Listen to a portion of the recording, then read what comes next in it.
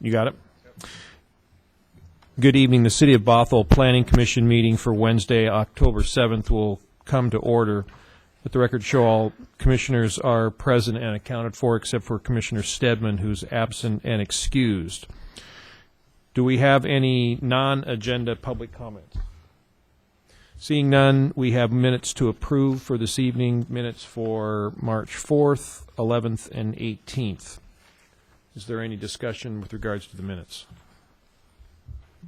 Seeing none, hearing none, is there a motion to approve the minutes for March 4, 11, and 18, 2015? Motion to approve the 3 minutes mentioned. Is there a second? All in favor? Aye. Aye. Motion passes unanimously. Do we have any new business, Dave? No, none. We will not be conducting a public hearing this evening. We will be conducting a study session. This is the 2015 docket of plan amendments, South Riverside Plan and Code amendments. And Dave Boyd from city staff will be presenting to us.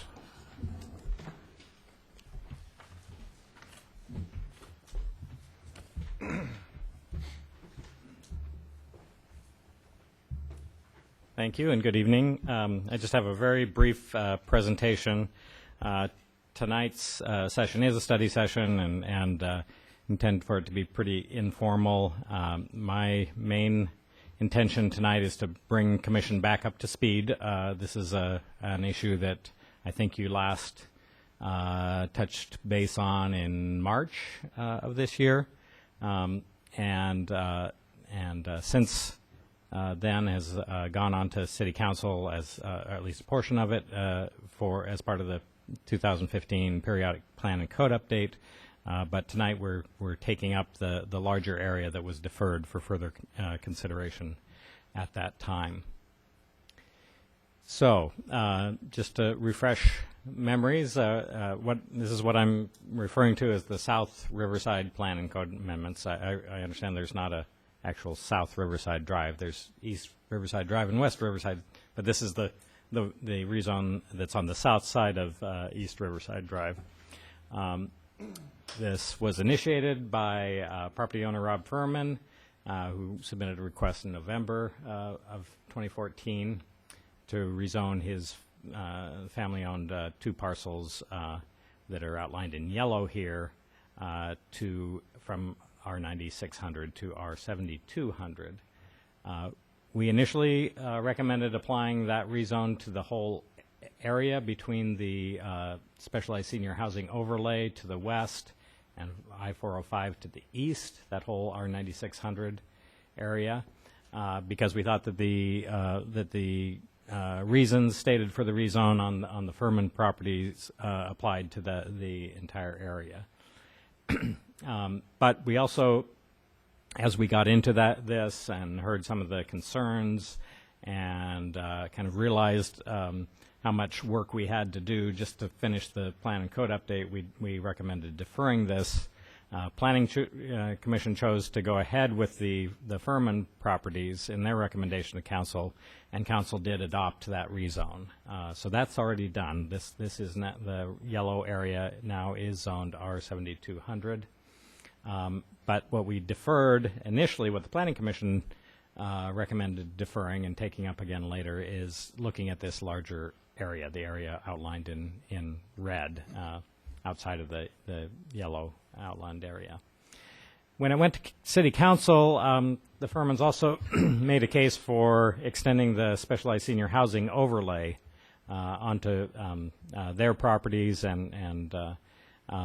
but at that point we had already done our SEPA analysis, and we really didn't have time within the constraints to redo that analysis. So we recommended to Council that if they wanted Planning Commission to consider that further, to add that to the deferred consideration of the R7200 for the larger area. So that's one issue to discuss tonight. Some of the so just again to refresh your memory of the area, In the upper right here is one of the driveways to the two parcels of the Furmans. On the lower, I said upper left, I should have said. The lower left is property at the far east end of this district. In the middle here is properties just to the west of the Furman's property with a stream that runs through the backyards that was relocated as part of this development work that probably wouldn't have been permitted under our current critical areas regulations. And then in the upper right, a parcel just the next large undeveloped parcel to the west at the base of 108th Street and East Riverside Drive. And then in the lower right, the development on 107th Place Northeast, which was developed as a PUD back in the time when we did allow significant lot reduction through the PUD process. So that area has lots that are significantly below the current zoned R9600 and some that are even smaller than the 7200 that's being considered at this point. And this, you may recall this diagram. Some of the comments that we got the first time around had to do with the environmental issues associated with this area. As you can see from this topo map, the site or this area is heavily impacted by steep slopes on the north side of Norway Hill. And the yellow stars represent known landslide activity, recent landslide activity that are in our current mapping. There are two within this area, both on the uphill side of the roadway that goes from 108th and turns into 112th Avenue Northeast. This map also shows, as did the other one, some wetland areas and streams, and we had testimony about some historic flooding comes down through this area and then exits into the Sammamish River here, and also runoff from work that was done in previously unincorporated King County upslope that discharged into the stream here. And so all of the exhibits from the previous consideration are in your packet. And one of the people that testified on this matter before also pointed out that King County was doing a study of landslide areas that was spurred by the Oso landslide. And so I've included that study, that preliminary phase 1 study in your packet, just so that you would have that. Now, I did note in the memo that study is very preliminary. They made a point of noting that it's not for regulatory purposes. They're going to follow on, or they're continuing their work, and there will be a phase 2 study that'll have more detailed mapping. And all of that work will find its way into our critical areas regulations and will be referred to when it's ready as we review projects. And our position on the critical areas has been that the critical areas regulations that we have in place now are much more robust than they were when many of these areas were more recent developments were done. And we feel that those critical areas regulations provide sufficient protection, and that what the rezone does is enable development on the areas outside of the critical areas that will have somewhat smaller lot sizes, produce yields similar to what was done in this PUD development. Actually, not quite as high as what was done in the PUD development, but similar to some of the development that you see in the more recent developments there.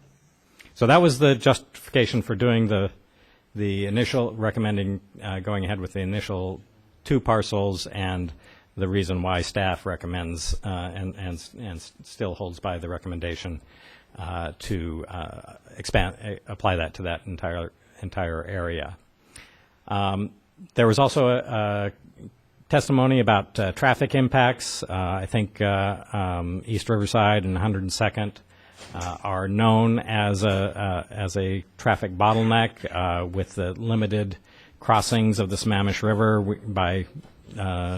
Just by default, we have certain bottlenecks that are kind of built into our geography, and that is a known issue. We are continuing to study ways to address that issue, but the traffic analysis that was presented before and that's included again in your packet tonight indicated that the number of new units that are being considered in this rezone will not have a significant negative impact on that traffic analysis.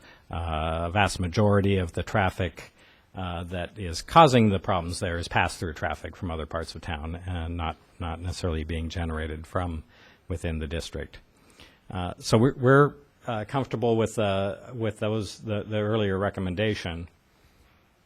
The other issue that came up when this went to council, as I mentioned before, was the possibility of expanding the specialized senior housing overlay into this area.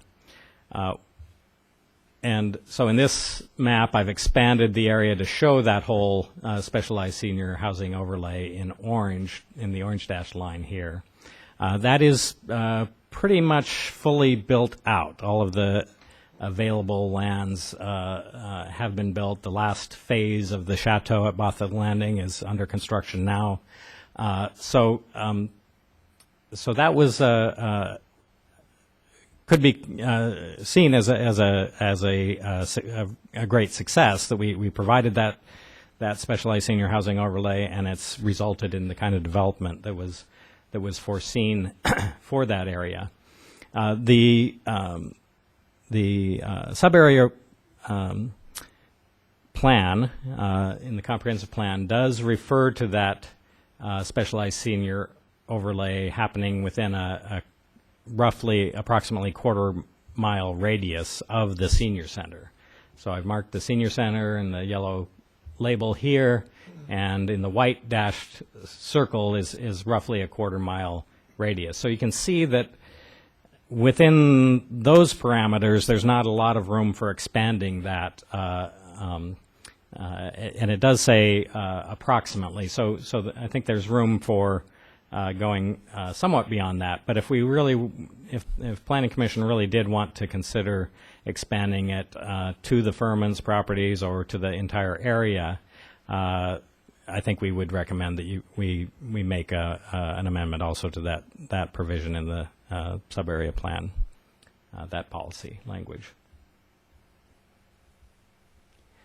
And then one other thing related to that is another issue that came up as when we brought the plan recommendations to council was the fact that our housing and human services policies include a policy saying that whenever we upzone an area, increase the zoning density of an area, that we strongly consider adding some sort of an affordability requirement for that, either through a percentage or some incentive zonings.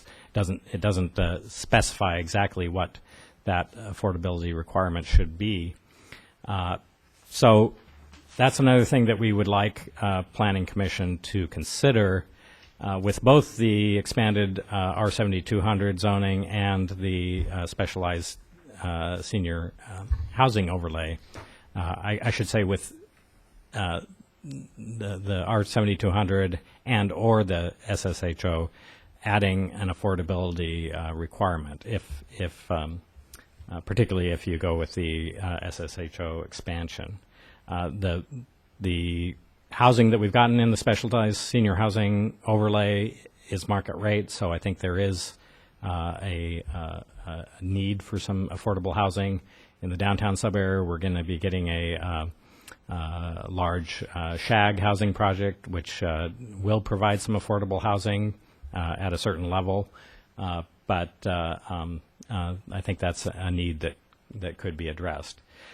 When we discuss expanding the radius from the senior center, I think the logic behind that, keeping it to a quarter-mile radius, was that's a reasonable walking distance, particularly for seniors. And so we shouldn't just expand it without any consideration of that logic. But that's not to say that it necessarily needs to be confined to that.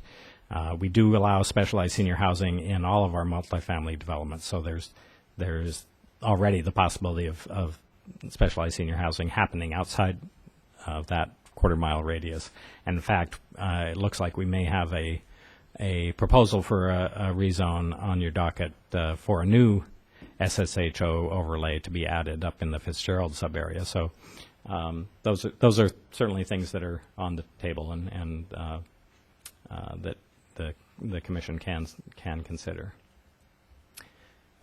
So with that, in the memo, there were 5 issues that I really wanted the commission to focus on and provide direction back to staff, both in terms of what approach you are most comfortable with and in terms of any additional analysis that you would like us to bring you before we bring this back. So first of all is whether to expand the rezone at all or to simply leave it at the 2 parcels already approved. Second, whether to expand the SSHO to part or all of the area. 3, whether any additional traffic analysis is desired. And frankly, if you do want us to do further analysis on expanding the SSHO, we would have to do some traffic analysis, because the analysis done to date was just focused on the change from R 9600 to R 7200. SSHO development could be much more dense in terms of number of units. That's offset to some degree by the fact that it is senior housing and probably not generating as many trips per unit. So, but that analysis should be done if that's the direction you want to go. Whether, and then a 4th item is whether any additional landslide or environmental analysis is desired. And we certainly could, well, one thing that we are in the process of doing is taking the mapping that was done as part of the King County Phase 1 study and overlaying that onto our street map so we can actually compare it directly with our current mapping and show how it falls on this area. And then finally, whether to add affordable housing requirements or incentives as part of any rezone action. So with that, I'll just point out that the first public hearing on this is scheduled for November 18th. That'll be in the new City Hall. Since this is a study session, we don't need to continue the hearing. We haven't opened the hearing, reopened the hearing on this at this point, but I just wanted to put that out there. So with that, I'll open it up for questions and discussion, and I can move back to any of the maps that you want to look at here. Great. Thank you, Dave. Any questions to Mr. Boyd of his presentation? Commissioner Cape. Yeah, thanks, Dave. That's a great presentation. Had a few general questions. So when we're looking at potential additional studies, whether it's environment or traffic, what's the timeline for something like that? I mean, are we still needing to wrap this up before the end of the year? And do you think that's feasible that we can? No, you don't need to. There's no need to finish this by the end of the year because we've already done our 2015 our annual 2015 update with the comprehensive plan update. So whatever recommendation you do, even if you did finish it tonight or November 18th, City Council wouldn't be able to adopt that, or it wouldn't be able to go into effect until 2016. And we still need to wait and see what else is on the docket if we get any other applications for plan and code amendments that we'll have to consider in 2016 as well. There's a possibility that in 2016 we might be able to, one of the code amendments that we're looking at in 2016 is one that's going directly to council, that's looking at retiring the planned unit development that the campus has been developed under, and replacing that with new zoning rules. And that is an issue that we may consider making a case to the state that that's a special situation where we might make an additional code amendment. But the rest of the code amendments will probably have to be packaged into one annual plan and code update. Okay. One other question. In our comp plan update, affordable housing was one of the big topics that we spent a lot of time on. I think this is the first time it's actually come up in any of our potential either rezones or, looking at any development. Is this something that's specific to the area that it lends itself towards affordable housing, or are we going to see either an incentive or some sort of minor requirement across the city to incorporate affordable housing? It was discussed by Planning Commission in terms of the Housing and Human Services element, but the Planning Commission recommendation didn't have any specific affordable housing requirements related to any of the rezones that were proposed. That came up when it went to council, and council struggled with it a little bit because the main rezones were in Snohomish County. One reason was they were in Snohomish County, and there was they felt it was a need. There was a need to balance that. At least that was one view that was expressed. But it did kind of underline the need and in fact, the policy that says that whenever we consider an upzone that we should look at creating an affordability requirement. And my understanding is that it may not have gotten a lot of attention, but on the September 23rd, when Bruce brought the Nike Hill rezones up, that was one element that he also raised to be considered with any upzone there. So. Thanks.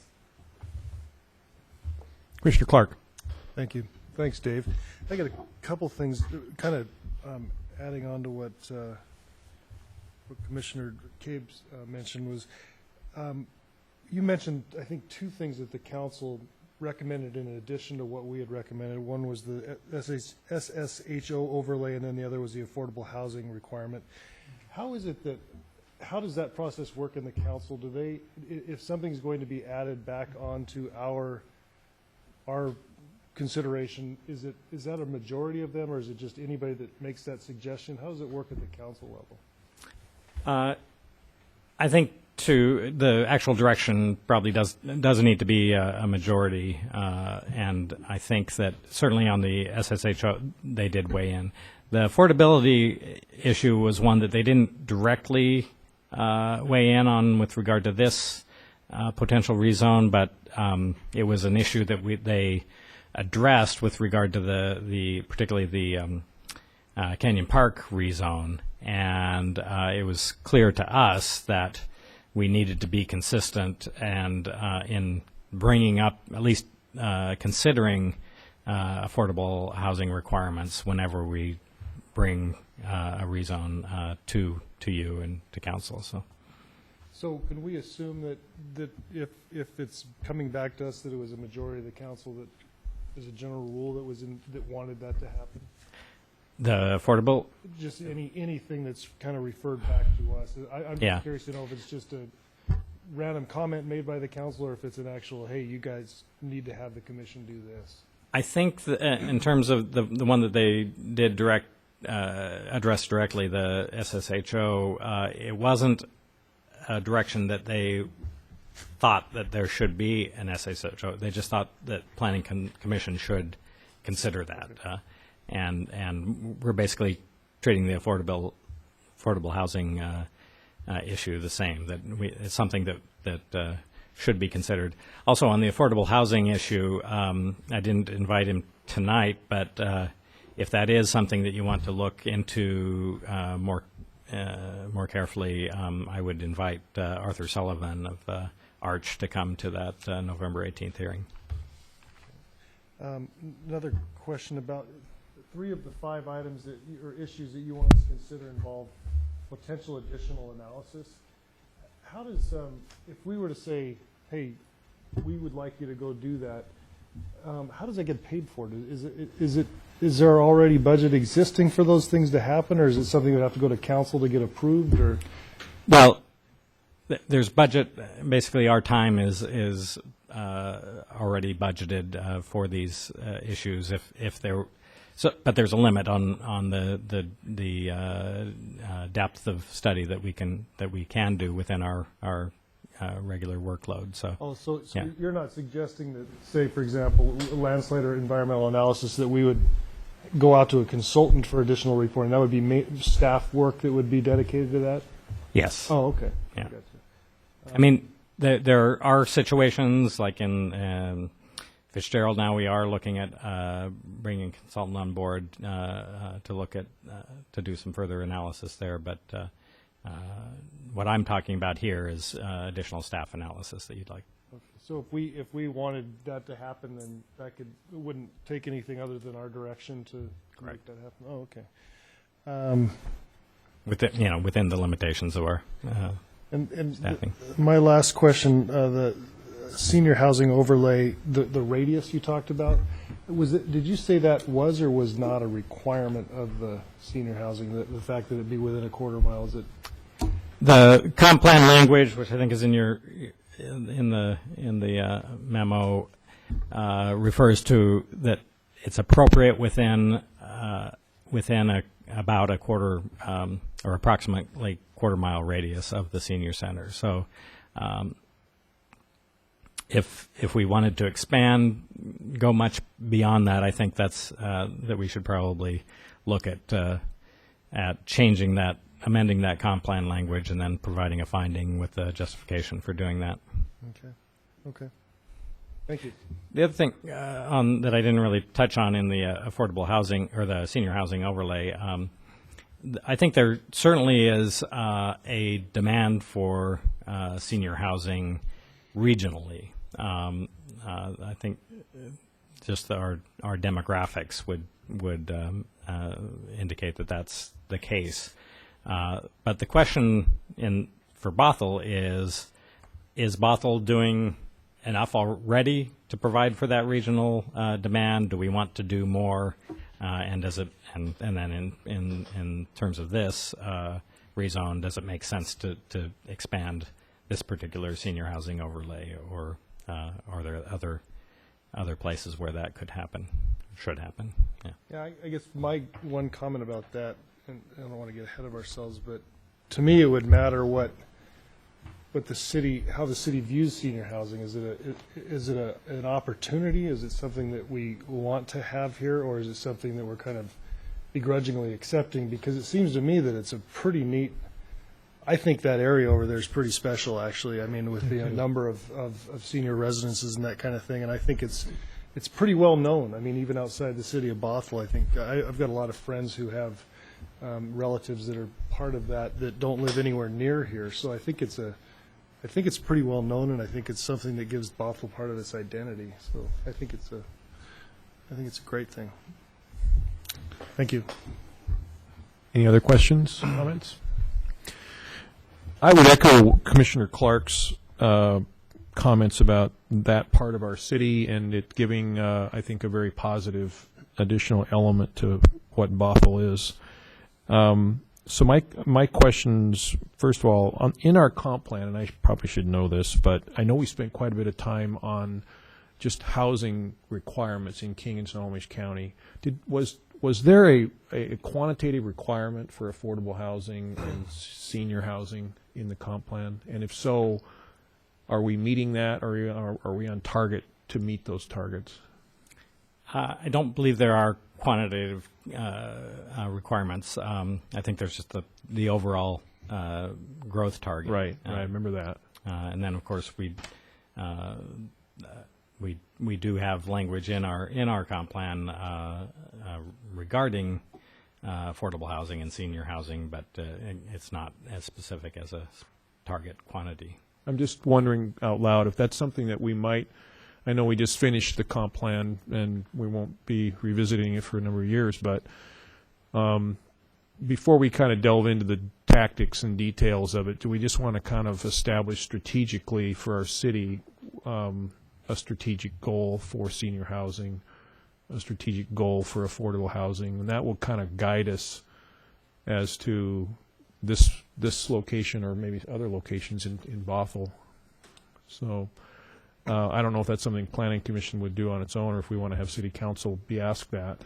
But I think we can go ahead and proceed with just the analysis and give our recommendation, but it would be nice to know just kind of strategically what Bothell sees with regards to both those categories. Right.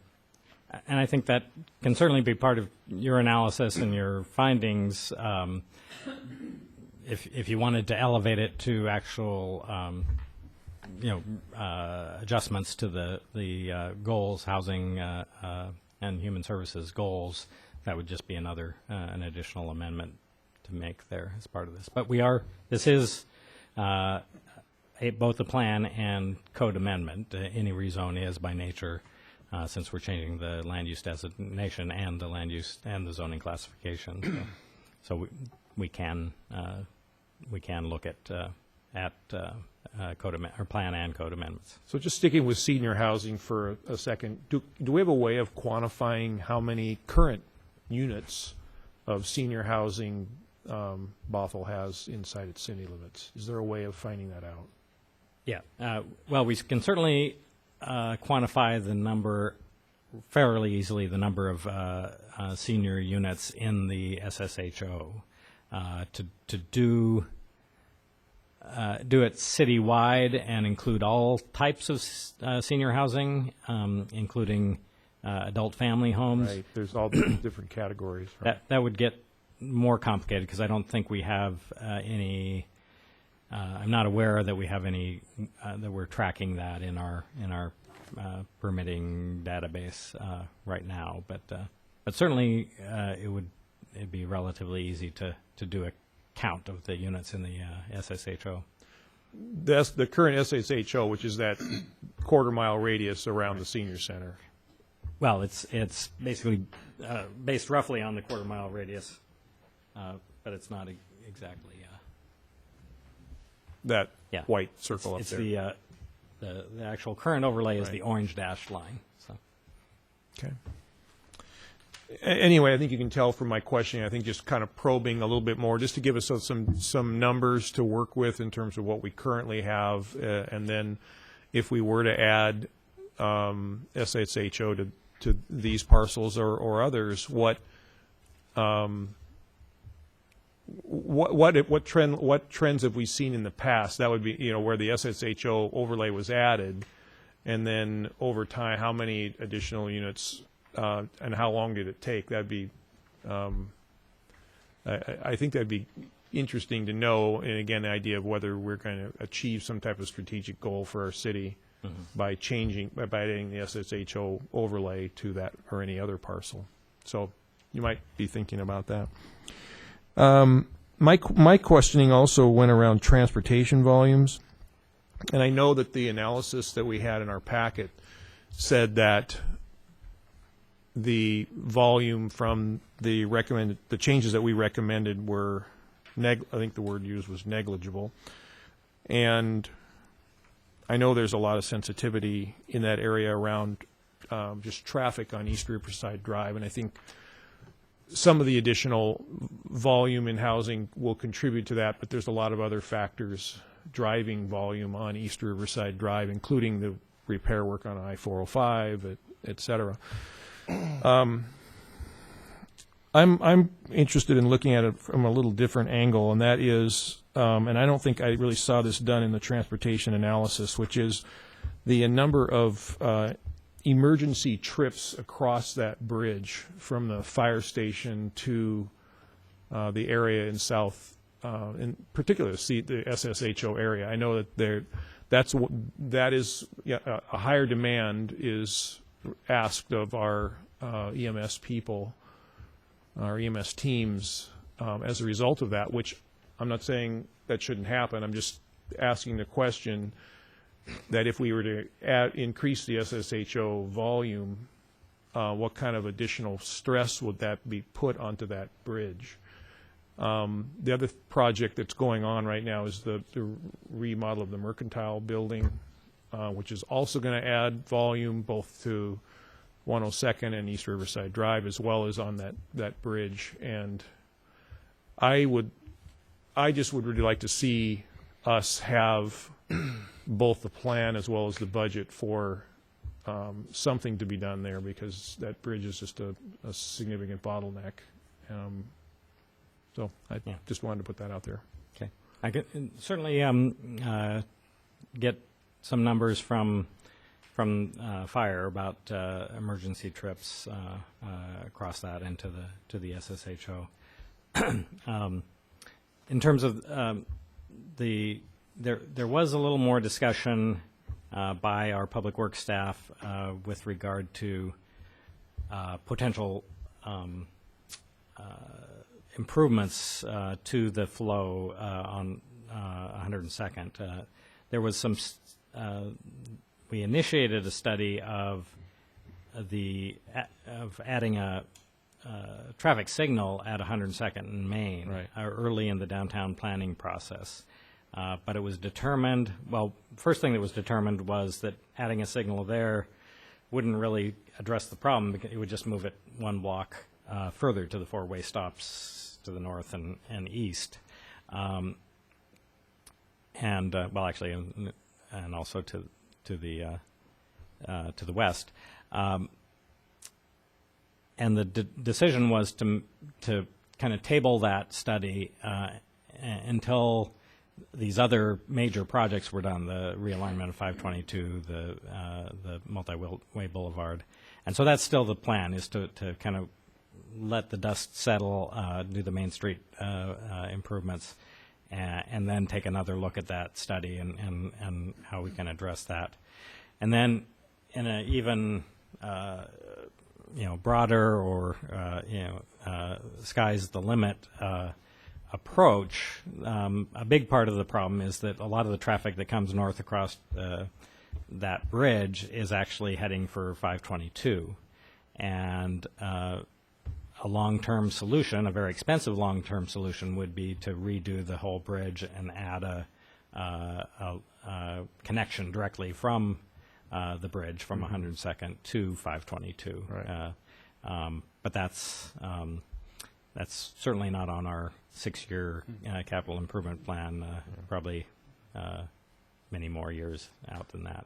I wonder if we did, that's just far off, but if we did that, whether there might be some state funding for that project. We wouldn't be able to do that without state and possibly federal funding.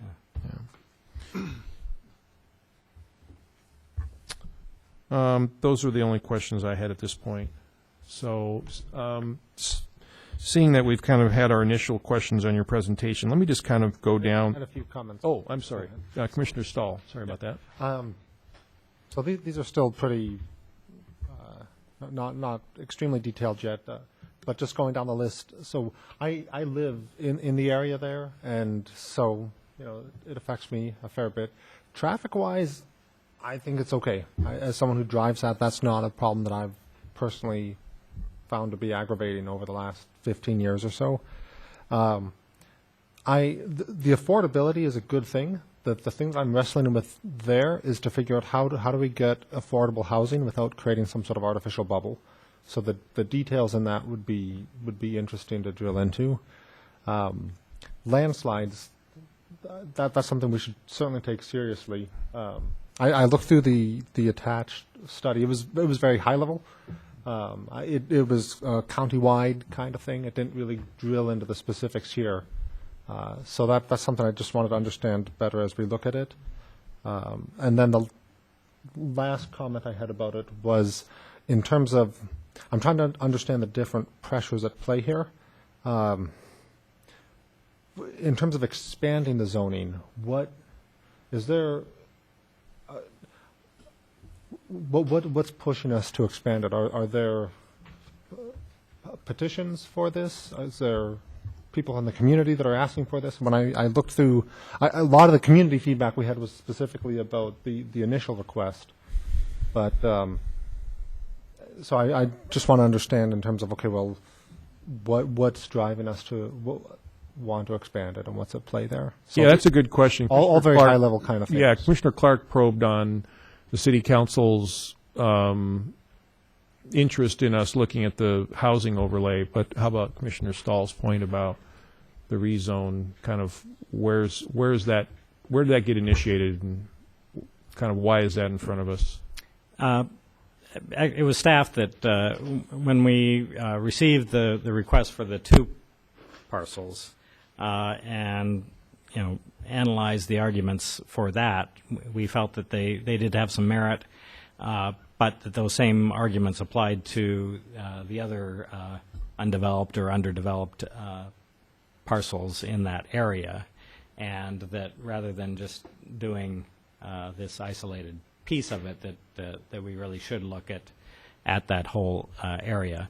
We also got, we did get comments from the owner of this parcel here, who was interested in this. It's a fairly difficult parcel that's impacted by both steep slopes and wetlands. So we actually heard from the owner of that property, and also from a couple of prospective buyers of that property that were interested in this. And then we got both negative and positive comments from some other residents in that area. So it was really started with staff, but it was also backed up by some of the comments that we got from property owners in the area. So is this something that, would we expect over the course of, say, the next 5 years, 10 years, that if we don't do this now, kind of one by one, the rest of the plots will come and say, hey, we'd like to rezone, and you did it for our neighbors, we'd like it, and is this more of a preemptive thing, that just rather than deal with the overhead of this trickle in over the next 5 years, we just preempt it and do it up front? It's hard to say whether other owners would come with rezone requests. It'll be several years before we do another comp plan update, and that has been an opportunity where folks have used that process to get rezones considered without going through the usual process, which includes a fairly significant fee. So it could be until the next comp plan update until we got another request. But we thought it was good planning to look at that whole area, since it's the conditions that exist on the 2 parcels that were rezoned exist in most of the rest of the area. Isn't it also Thanks. a desire to avoid spot zoning or spot redesignating? I mean, it seems like that was something we discussed back when we were looking at this as well. Well, that was one criticism that was made of the action that was taken, that it was spot zoning. Technically, it isn't, but we think it is worthwhile looking at that larger area and having a more consistent approach throughout that area.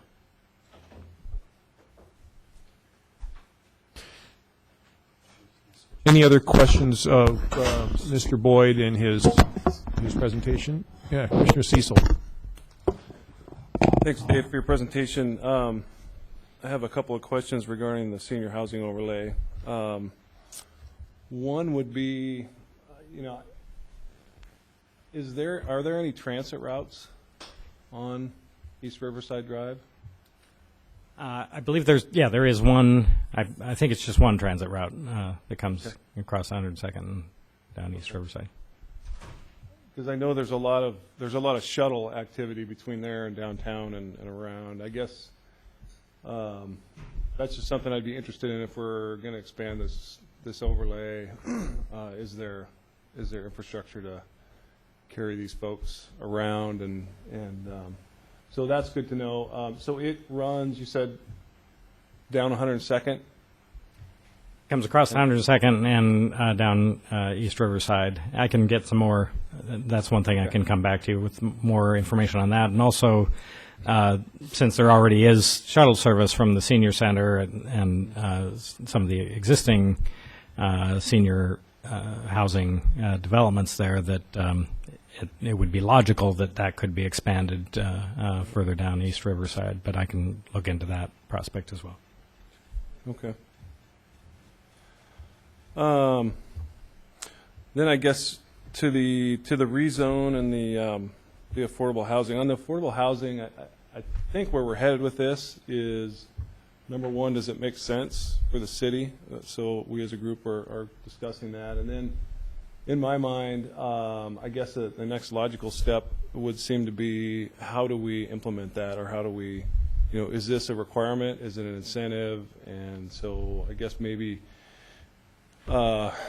getting some high-level research, and maybe you guys already have this, but how's that done in other cities and counties, and what seems to be working well, I think would be helpful, at least for me, to kind of see how that would work itself out in the code, and how we would, if we do have goals and if we do have that as part of our vision, how do we roll that out? So.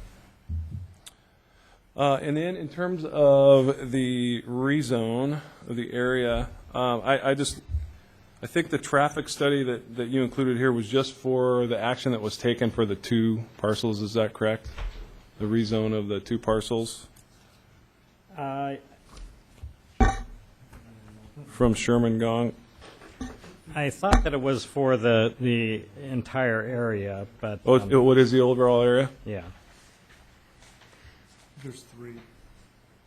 They had 3 different Easton. analysis. Okay, so it's broken up into 3, and those 3 areas comprise the overall area that we're talking about Right. for the rezone. Okay, Yeah. okay. So we've identified the additional dwelling units that we can inspect from that, and the corresponding traffic for that. Right. Okay. With the exception of expanding the senior housing. Right. We don't have that. Right. So yeah, quick question. Now I have not read all the way through that. So the senior housing overlay, is that anticipates an increase in density? Is that safe to say? Yes. Okay. I think that's all I have Okay. right now. Yeah, thank you. Commissioner Vliet. Oh, yeah. Hey, thanks, Dave, for the great presentation and the visual and verbal nature in our packet. I thought it was really well put together. I especially like to because I don't know if you've done this before in study sessions, but in the process part, it tells people how they're going to get notified of upcoming notices, and I guess I just point out on page 3 under the future meetings. I'm probably over specifying this, but if somebody were maybe to read it, they would maybe not know that we had a meeting next week on a very unrelated topic. But you were probably just talking about this particular topic in general in November. Yes. Okay, yeah. Yes. I thought so. So thanks for that. And I guess I do get a little. And I know that Eric and Mike live south of the river there and travel that probably a lot more than I do on South Riverside, and I appreciate their input about the traffic and need for it. I often encounter pretty bad traffic at peak hours, but I'm not as familiar with it as they are. But I don't know how we do this in the future. I feel a little uncomfortable about negligible impact. But if that's your feeling about it through the study, then I understand that. I guess there's just a lot of other factors at play, like if the brewery opens up, those are very kind of general ideas about what it's going to be. And I know that's, as a community development, that's what you have to do, is look into the future and just tell us what you expect it to be. But there's that, and I also just right at that corner on Main Street, they're putting up the Mercantile building. And I think that's going to be like 140 units or something like that. And now maybe a lot of those people are just going to go Main to 522 to to 405, but I mean, there could be a significant amount of people trying to cross the river to go over to the parks or to go to Woodinville, to the wine country and such. So there's I mean, it's really a fun time in Bothell right now. I mean, there's so much going on downtown. So with that that bottleneck, which I know you referred to as such, and obviously it is, on 102nd, I think we should take really careful consideration on the fact that we're probably not going to expand that bridge anytime, in the next 5 years or so. I mean, maybe we can, but I haven't heard any discussion about being proactive on that under a time frame. So anyway, that intersection concerns me. Everybody knows it. Everybody knows the problem. But anyway, that was kind of my input. And I had one other question, Dave.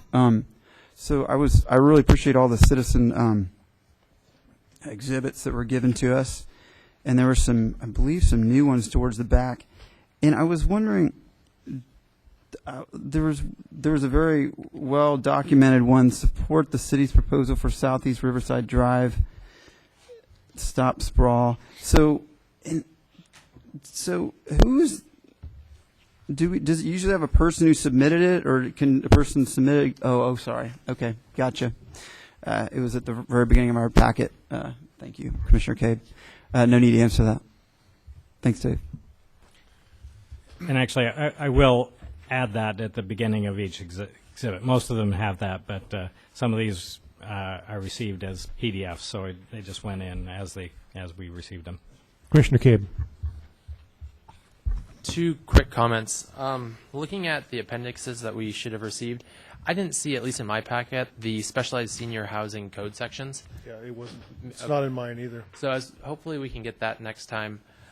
Just want to get a study on what the added density really means for that area. I think that's kind of the main point of what we're looking at. Yep. So that's one item for next time.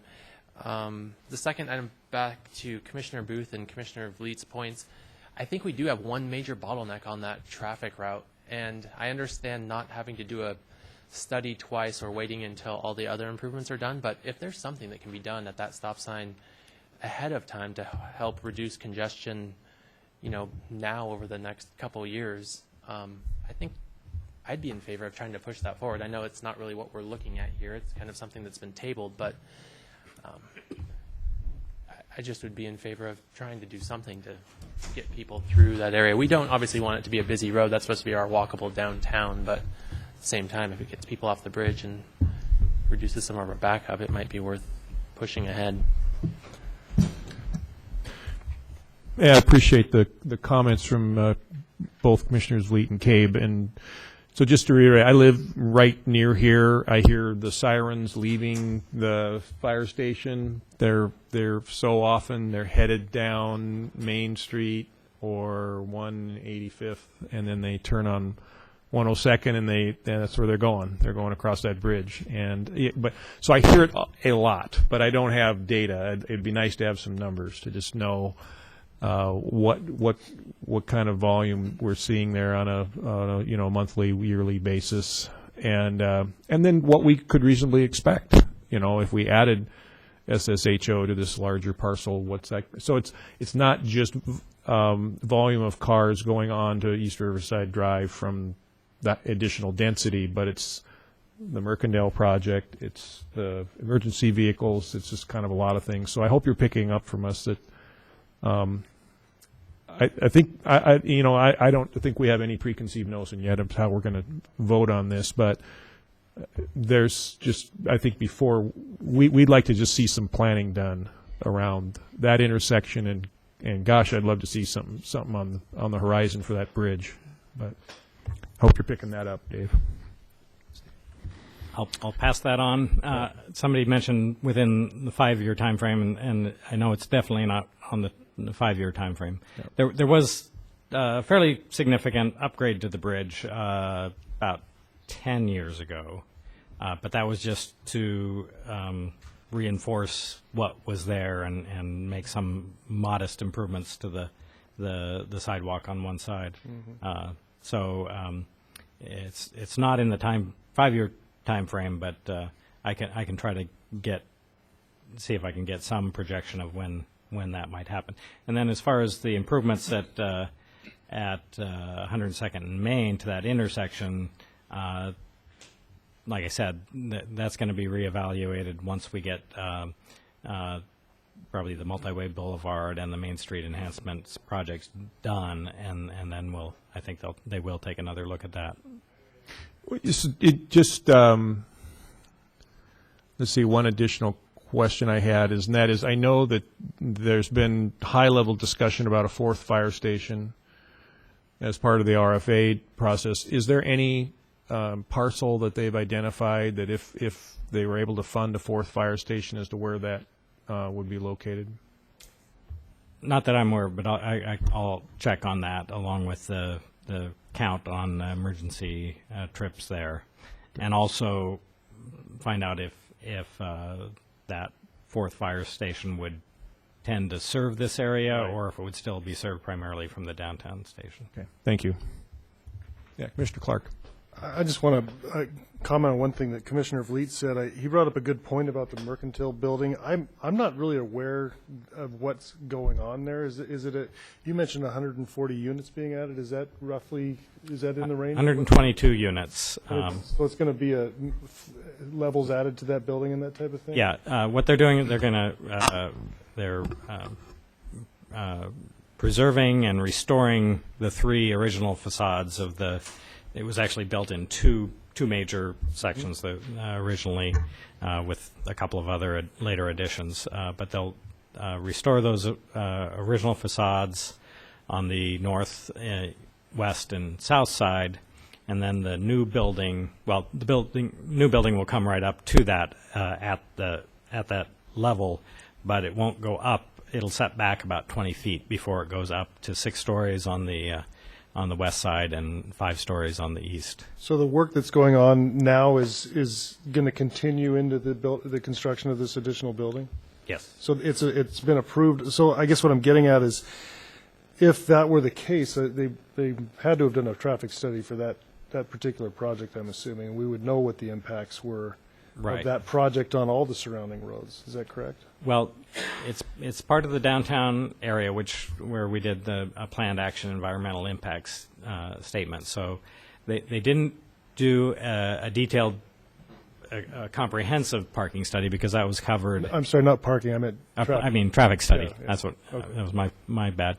But they did have to look at our concurrency corridors, because that wasn't fully addressed in the downtown plan. The biggest issue that we dealt with in terms of traffic was the access.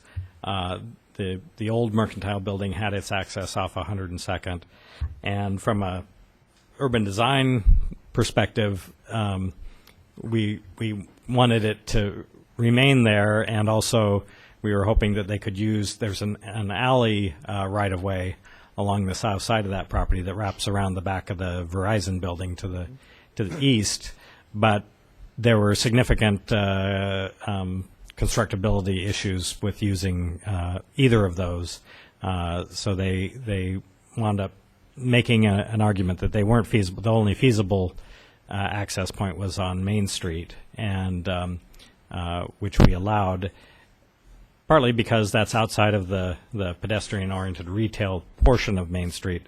But another factor is that it won't be discharging directly into 102nd and directly into that congested point. So as a result of that project, there wouldn't be any additional information regarding traffic over the bridge that we could add to the existing analysis or anything like that?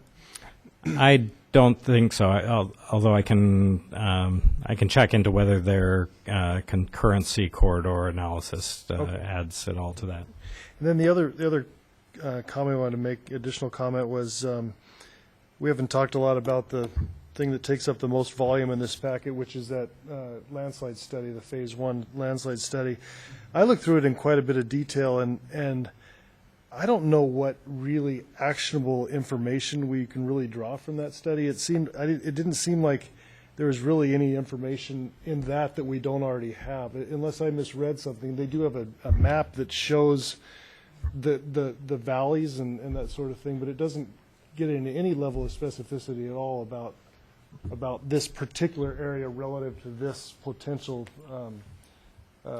redesignation. Is that what your thought is too, or? Well, it doesn't in any detail. The mapping of the Sammamish River Valley does include some mapping of landslide-prone areas based on their LIDAR mapping techniques overlaid on known landslide activities. But they admit that it's very preliminary, not to be used for regulatory purposes. And in particular, on page 18 of the study, they write, this mapping has not been peer-reviewed or verified by field inspection and is subject to revision. And then also they write that the large number of landslides that were mapped could suggest the landslide hazard is overstated because a number of the mapped landslides could be proven stable. So you're right. It is very preliminary. The reason I included it in the packet is that it was brought up in our considerations before. So I wanted you to have the information that was available and also know about the ongoing process to refine this and do more detailed mapping. Would it be possible for us to get a copy of maybe a PDF copy of the Appendix 1, the Phase 1 mapping results? Because to make that useful to us, you've got to really be able to zoom in on it. I don't know what it doesn't really describe what the red marks all over that are. Just what I can read is mapping 2014 by King County staff, but that doesn't, are they showing landslide areas, or are they showing? They're showing landslide-prone areas. So could we get something that we could drill down on a little bit? Yeah. Okay. I mentioned that we didn't have time to overlay it onto our GIS data, but we've received the shape files from their mapping, so that we will, for the November 18th, be able to show you that overlaid on our street grid, so we can actually see where those areas lie, with the caveat that these are very preliminary results, but we'll at least be able to see that in some detail.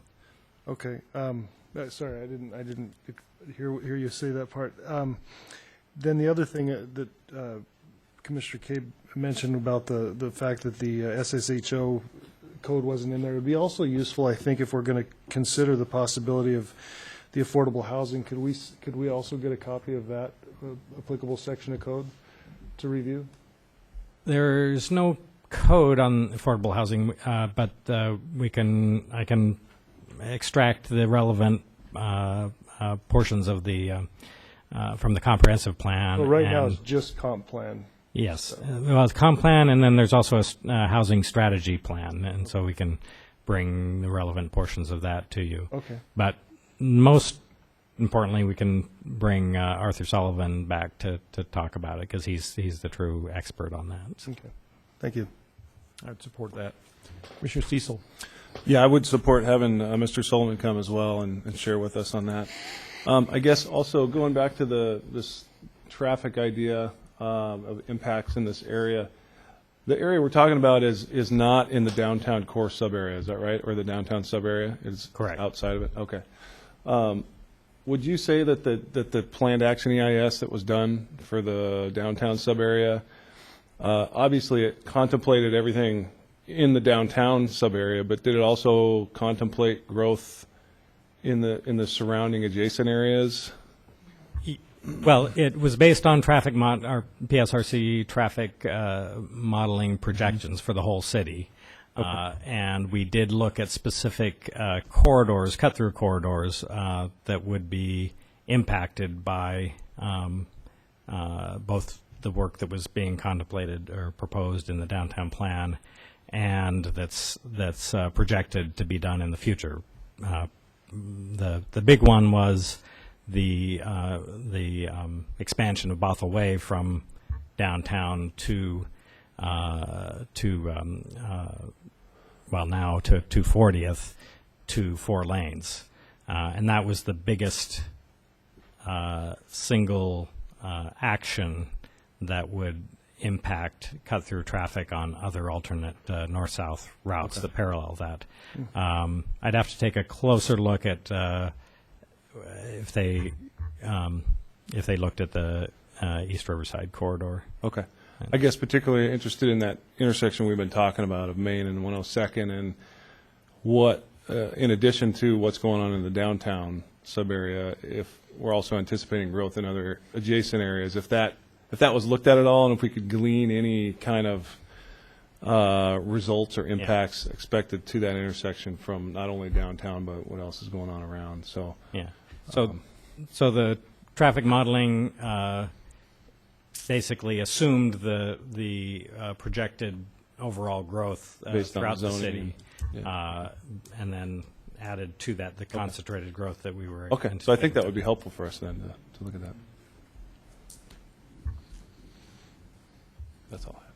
Okay. I think we have kind of a break point, and this is a study session, and we're not required to have a public hearing and allow public testimony, but we do have members of the public here.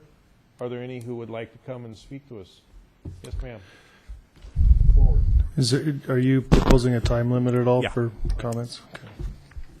And I'd be happy to put up whatever images you'd like, if you would.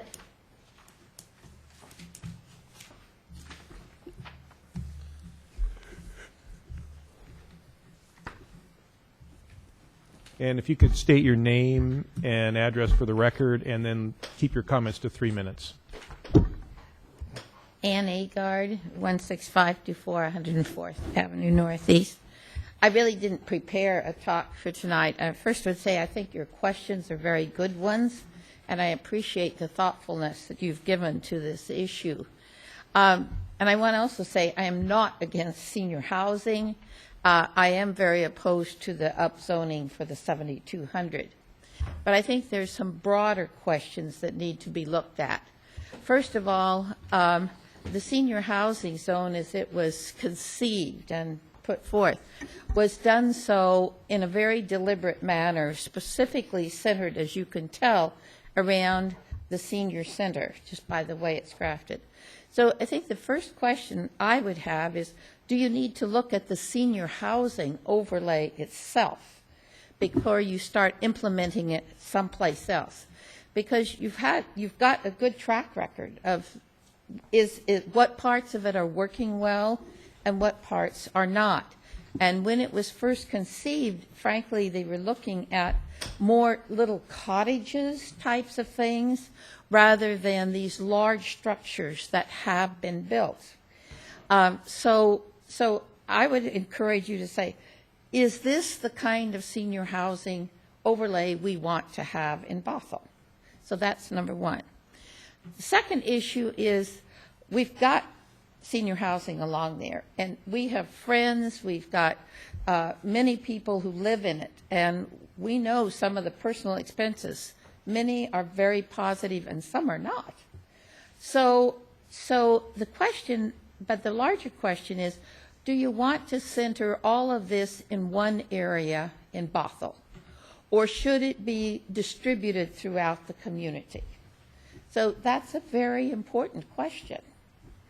The third thing is, when the earlier comp plan, not this recent one, was done, not this current 7-year, but the earlier one, a study was done, and I remember it quite vividly, about the amount of housing for seniors.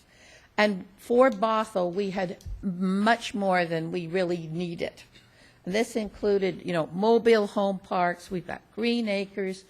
The units that are now built were not all built at this time. So for the city of Bothell, for us, we had a great surplus in terms of senior housing. So I hope that Dave can dig that data out. I know it was there. I remember Bill talking about it, but I didn't even try to find it in my files. The next thing is, there is a distinct difference between senior housing and affordable housing. They are not the same.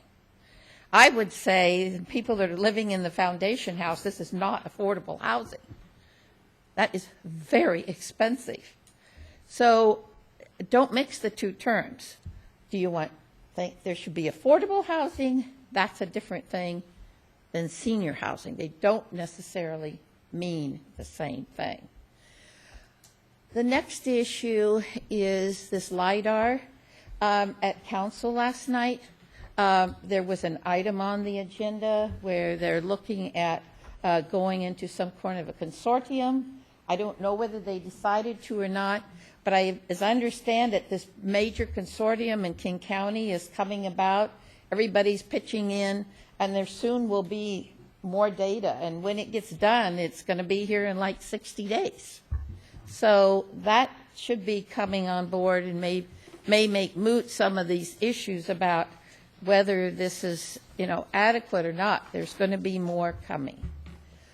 Pardon, can I ask Yeah. for clarification? More data regarding which? Yeah. Your planning director can be more clear Oh, about it, because he landslide, listened okay. to the whole meeting, and I had to leave. So I just saw it in the packet, and I know that it's coming. There was something else I was going to mention. Oh, I know. Regarding this possibility of just, bypassing the bridge and going on down, that was tried, oh my gosh, 30 years ago? I don't know. Time flies. Maybe 25. It won't work. And the reason for it is that all of that land that is wetlands and such along there was purchased with federal monies. And if you're going to take any of that land for a bypass or something, you have to replace it with equal amount. And it wasn't possible X years ago, a significant number. I can guarantee you it wouldn't be possible now. And plus it impacted some of the historical properties. So I think we're stuck with the bridge. And we're going to have to look at what we can do to try to make that work, because it is indeed an impediment. So those are the main things. There are probably more questions than just in what you had. But thank you for your careful thoughtfulness. And I need to clarify, I didn't see on the map, on the Imagine Bothell, that you were meeting next week. So at least Imagine Bothell came out. There was just this meeting and then one, I believe, on the 23rd.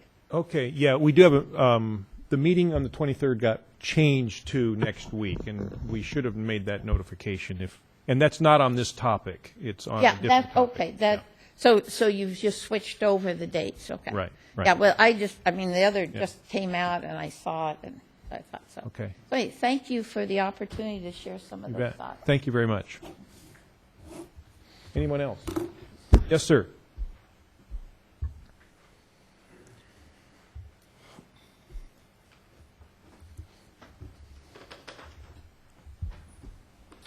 Good evening, Rob Furman, 11203 East Riverside Drive. I didn't prepare anything either because of being a study session, but just a few quick comments. Dave, could you put the map back up? So as I'm talking, I can point to This one? Yep, thanks.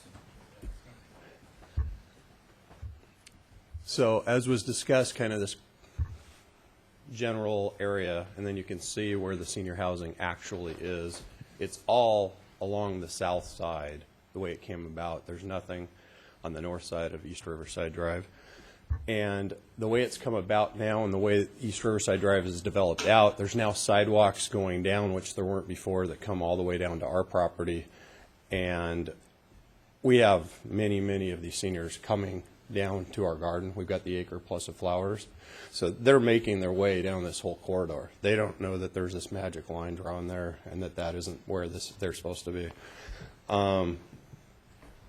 As for the development along East Riverside Drive, the last 10, might even be almost 15 years now, there's been no single-family housing developed in these areas except for senior housing, specifically made for senior housing. And or they, like the house across the street from us, they've converted it to senior because there's so much pressure for the need. And because of it being near the the senior center and the medical facilities and just downtown. And I think there's one or two more being built right now. They bought out the north side properties that are going in right now that they're converting, and they have to do it under the guidelines of single-family housing, and they're converting it to as much as they can so that seniors can be there. So it's almost like they're being forced to do a non-conforming thing when because the overlay ends right there.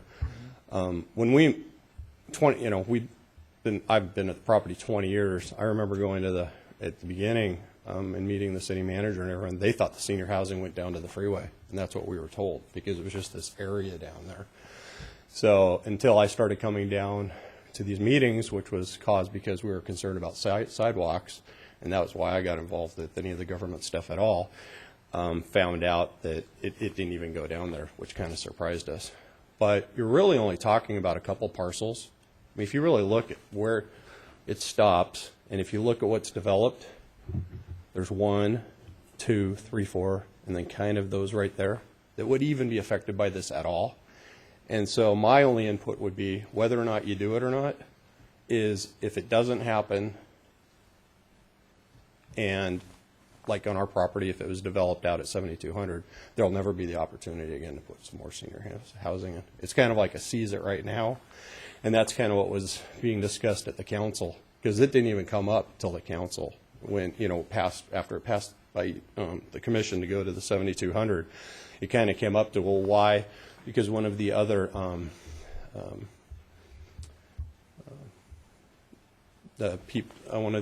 petitioners for an adjustment, they were having the senior housing kind of going back and forth, and he said, well, why aren't these other properties, why aren't we putting the senior housing over those also? So yeah, there's only a few parcels that it even affects. If we don't seize it now, it would never happen.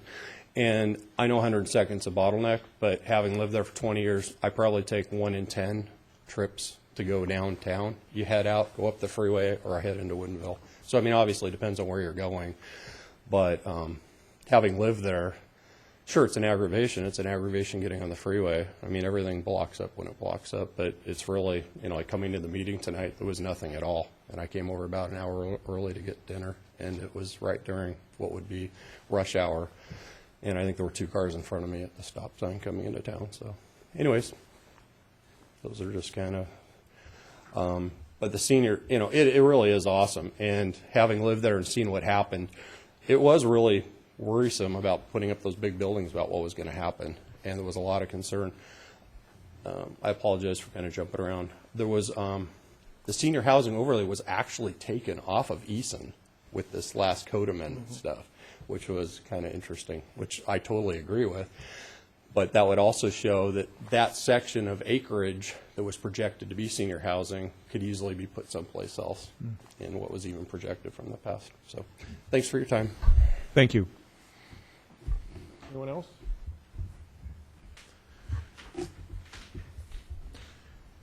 Well, Dave, I think I appreciate the comments from the public very much. It adds additional depth to our study tonight. So thank you very much.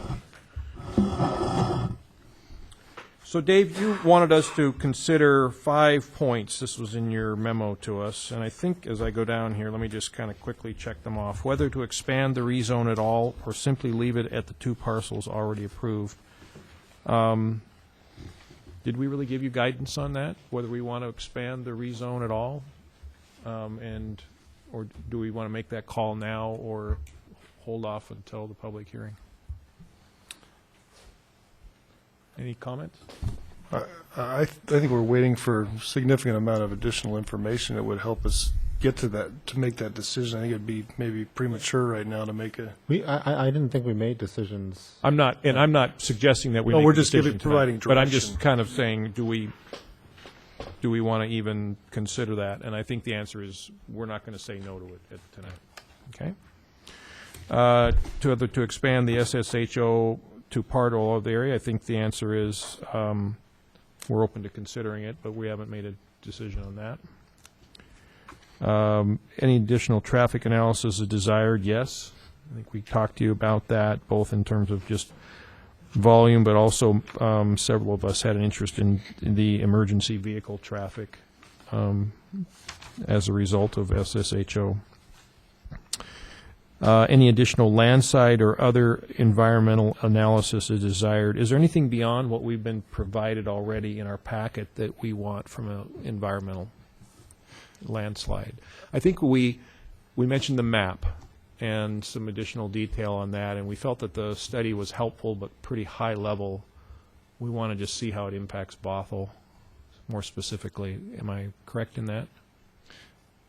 I think so, and I would, I guess if there is additional information that's readily available, I'd love to see it, but it sounds like the option of having any consulting work or any probably in-depth staff work, I don't even know if we have the staff at the city that could really do that sort of analysis. It sounds like that's maybe not even that much of an option right Yeah, now. I think from our perspective, we're certainly engaged and interested in the findings that King County comes out with, and we will be incorporating that into our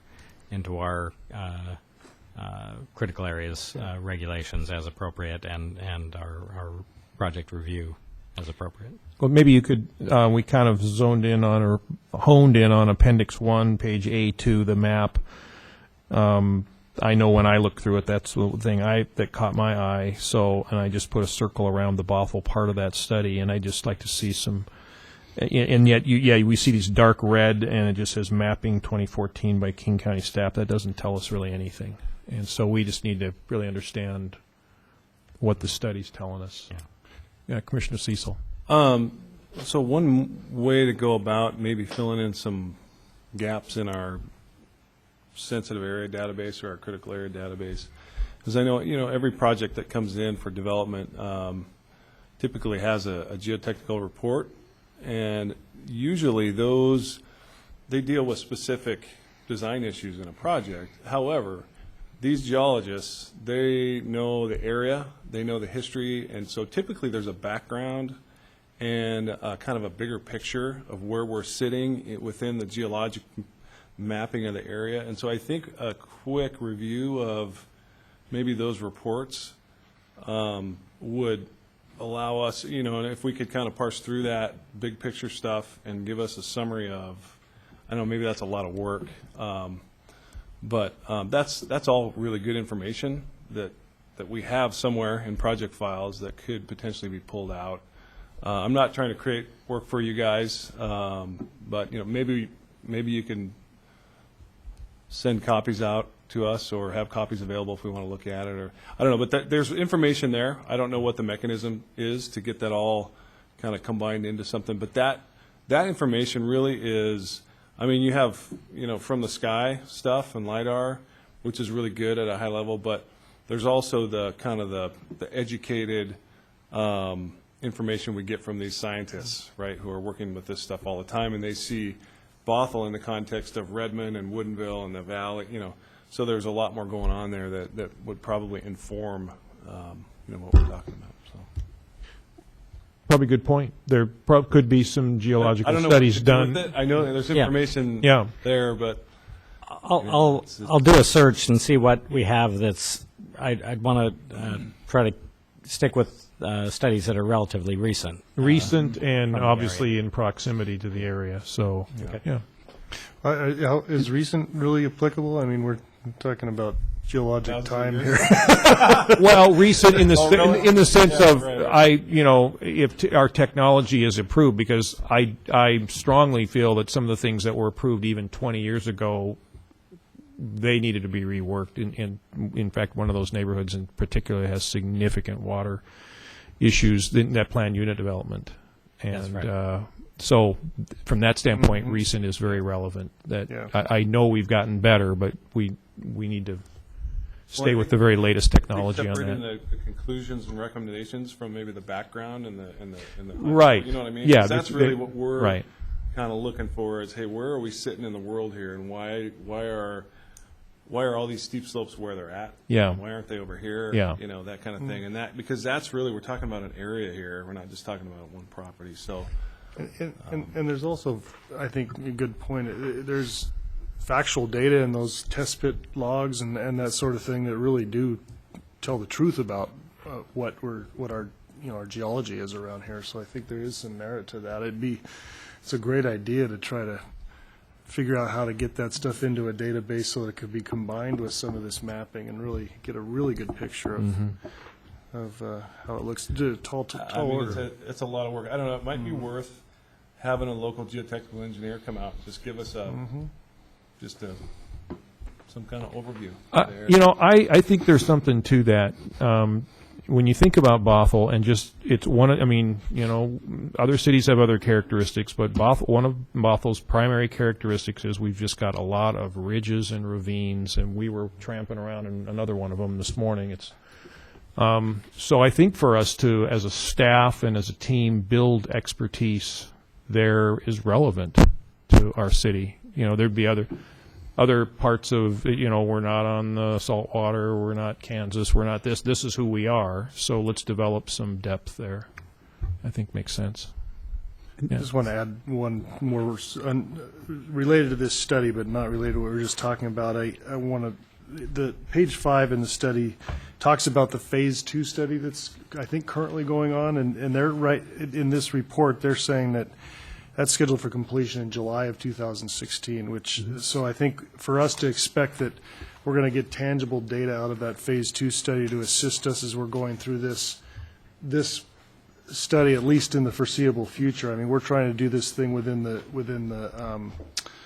kind of in the first half of 2016, trying to get something done by, it sounds to me like the end of 2016. We need to be realistic about how much data we may have that would be helpful to us from that particular report. I have a comment on Steve. Yeah, Commissioner. Oh, yeah. So I guess I don't, while I agree with your comment, it may take until the middle of 2016. I guess I don't see, I know we want to move this along. I don't see an urgency. I'd rather be very sure about changing of zoning in a volatile, possibly, geologically sensitive area. I mean, I know there was 4 known slides, at least according to one of the exhibits that we had, like just right in the area that we're talking about. So I'd love to get as much information as possible, and I think having to wait just a little bit longer isn't a problem to me, but I'm not sure how everybody else wants to weigh on that. I tend to agree. I mean, I don't. We don't. You wait years. We're not getting something done. But I don't. By waiting a few additional months to have a higher quality result, I'm totally supportive of that. Well, in particular, there's plenty of other things that we're going to be making progress on in the meantime. Yep, I agree. So. Yep. So the last point, whether to add affordable housing requirements or incentives, and as one of the citizens' point, the distinction between affordable housing and SSHO, which I totally agree with. I would agree. I think including it's Mr. Sullivan. Yes, So- Arthur Sullivan. Yeah, I think inviting him to our next meeting, I think, would be a good idea. And Commissioner Cabe. Sorry. Didn't mean to jump in there, but going back to a few other points made, I hope we can get some specifics of what other people have done and not just talk in generalities, because we really need a framework for how this would work in the code, and hopefully he can provide that if he does come. Yeah, so specifics and data specific to Bothell in terms of, again, how many affordable units do we have today? What do we aspire to 5 or 10 years from now? How that could potentially impact what we're doing here. I think that's what we're looking for, not just kind of high-level strategy. Anything else with regards to kind of guidance from us this evening? No, I think that's very good. And in addition to the things that you reiterated in those points, I'll come back with more information on transit routes and shuttle services there. I think you've covered the rest of this. I will get more information about what's realistic that could be done in terms of the traffic bottleneck at 102nd and Main. The prospect of the connections directly to 522 from the bridge were brought up by our capital programs manager in the city council discussion on this. So, and he wasn't saying it was something that's easy to do or anywhere on the near horizon, but it's certainly something that he feels is possible in the longer term. So, but I'll get some more information on that and on the fire station location. Okay. Thank you, Dave. I thought your preparation for this evening was excellent. I thought the comments in from both the public as well as the team here, I think will move the ball forward to hopefully get a great quality output for our city. So at this point, we'll close the study session. I don't know if we need to really have a motion to do that. And let's move on in our agenda. Any old business or reports from staff?